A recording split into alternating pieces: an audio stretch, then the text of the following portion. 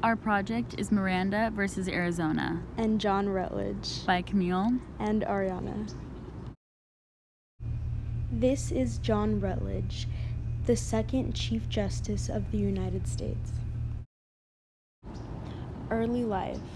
John Rutledge was born September 1739 in Charleston, South Carolina. He was born into a large family.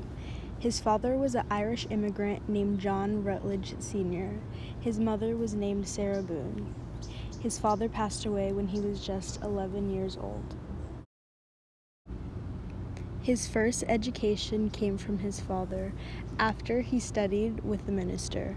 He then studied law in England.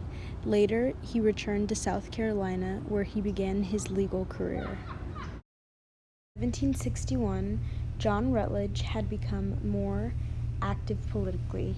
He later became the governor of South Carolina, in which he had a lot of power. Because he was so influential, he was almost chosen to be the first Chief Justice of the Supreme Court. Presidential appointment. He was the second Chief Justice of the Supreme Court of the United States. Because the previous Chief Justice was to retire soon, Rutledge offered himself as a replacement, writing a letter to George Washington. Washington accepted, and Rutledge was the pending Chief Justice until he received Senate's approval. He was only the Chief Justice for a few months. He was then rejected by the Senate due to his political standings. A landmark case that Rutledge was involved in is United States versus Peters. Rutledge was the Chief Justice presiding over this case. John Rutledge was the first governor of South Carolina after signing the Constitution. Edward Rutledge, his brother, signed the Declaration of Independence.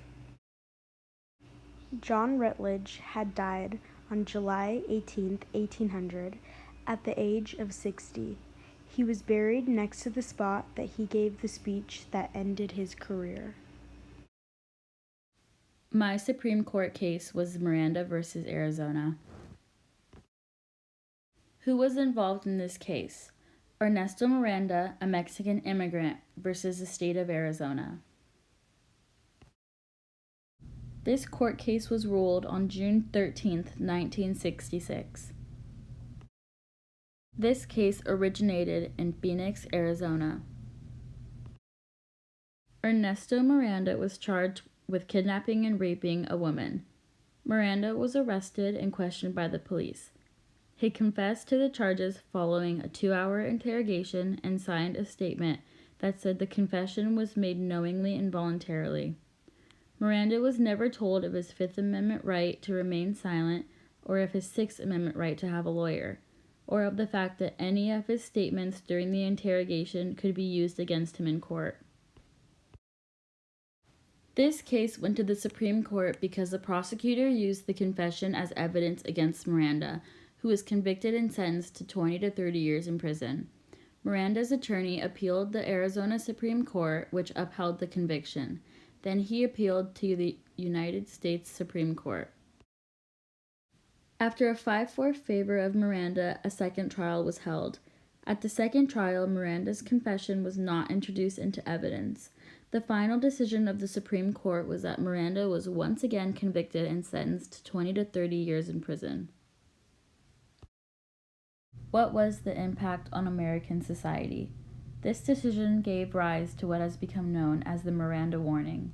This made sure that the jurisdictions have their own regulations to the warning given to a person interrogated in the police custody.